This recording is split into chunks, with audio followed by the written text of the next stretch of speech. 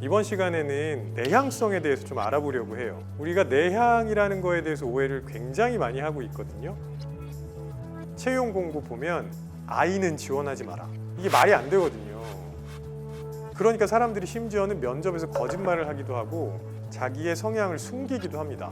내향인을 둘러싼 오해 그리고 편견에 대해서 이야기해 보겠습니다.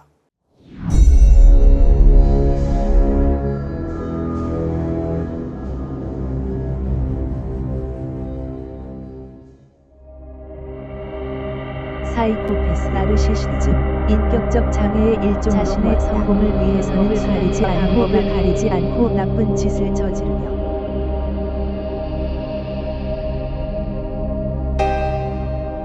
굉장히 위험하죠. 타인을 지배하려고 하고 때로는 착취하기도 하고 이러니까 조금 위험하지 않나 하는 생각이 듭니다. 내향인은 에너지가 안쪽으로 향하는 사람, 외향인은 에너지가 바깥쪽으로 향하는 사람, 이렇게 표현하는 게 가장 적절한데, 내향적인 사람하고 외향적인 사람의 가장 큰 차이는 내가 하루에 사람들을 만나면서 쓸 수 있는 에너지가 어느 정도 차이가 나는지 그거라고 보시면 돼요. 그러니까 외향인은 사람들을 만나면서 에너지를 얻기 때문에 사람들을 많이 만날 수 있죠. 내향인은 사람들을 만나면서 에너지를 쓰기 때문에 그 에너지 다 소진하고 나면 집에 가서 쉬어야 됩니다.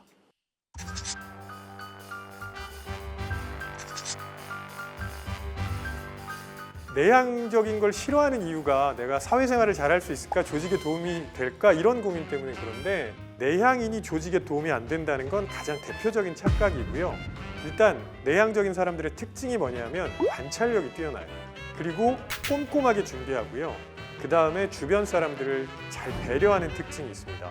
예를 좀 들어보면요, 실제로 1968년 멕시코 올림픽 때 400m 허들에서 금메달 딴 영국의 데이비드 해머리라는 사람이 있는데, 이 사람이 운동선수들을 많이 조사했습니다. 근데 정상급에 올라 있는 운동선수 중에 89%가 본인을 내향적이라고 했다는 거죠. 그래서 오히려 네트워킹에만 집중하는 외향인보다는 본인의 일에 집중하는 내향인이 성공 가능성이 더 높다고도 할 수 있어요. 그래서 조직에서 외향인만 있는 조직은 위험에 취약할 수밖에 없어요. 골고루 있는 게 되게 좋고요. 그다음에 또 하나 대표적인 오해, 내향인은 사람 만나는 거 싫어해. 너는 왜 이렇게 말이 없냐? 뭐 이런 얘기들도 많이 하는데요.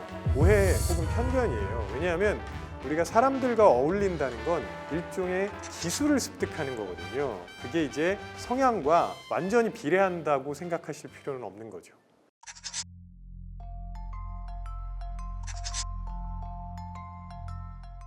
이게 굉장히 오해 많이 하시는 부분인데요. 나는 외향적이다 혹은 나는 내향적이다 이렇게 할 때 무조건 다 외향적이거나 무조건 다 내향적인 건 불가능합니다. 모든 사람들은 외향성과 내향성을 다 가지고 있는데 어느 쪽이 조금 더 많으냐에 따라서 나는 외향적이다, 내향적이다 이렇게 표현하는 것 뿐이죠. 그래서 둘 다 가지고 있다고 생각하시면 돼요.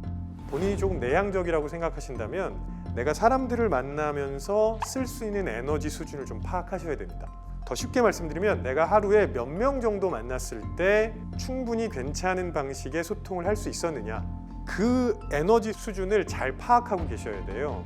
그렇지 않고 아니 그래도 무조건 해야지 이렇게 하시다 보면 진짜 완전히 바닥난 상태에서 의도하지 않은 실수 하실 수도 있습니다.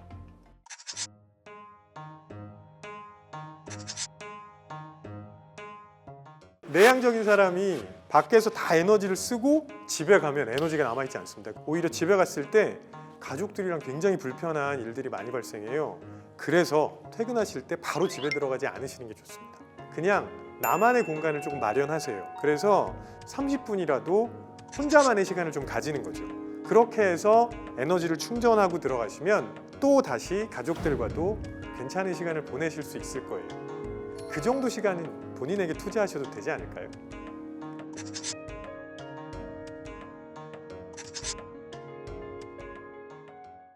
외향인이 내향인과 함께 지낼 때는 저 사람은 내향적이니까 관계에서 혹은 소통 방식에서 문제가 있을 거야, 이 오해를 일단 버리셨으면 좋겠고요. 그 다음에 내향인과 있을 때 좋은 점이 되게 많습니다. 그걸 한번 생각해 주세요. 뭐가 좋으냐면 내향인이 제일 잘하는 게 관찰이거든요. 그래서 상대방의, 내 동료의 장점들을 잘 파악해 줄 수 있습니다. 때로는 이런 거는 조금 바꿨으면 좋겠어, 이런 것들도 잘 찾아줄 수 있거든요. 그래서 내향인을 옆에 두시면 서로에게 굉장히 큰 도움이 될 겁니다. 네, 이번 시간에는 내향적인 사람을 둘러싼 오해에 대해서 한번 이야기해 봤고요. 우리 사회가 건강하게 유지되고 또 위험으로부터 안전하게 살아나갈 수 있으려면 외향적인 사람과 내향적인 사람이 함께 공존하면서 살아가야 되지 않을까 하는 생각을 해보았습니다. 고맙습니다.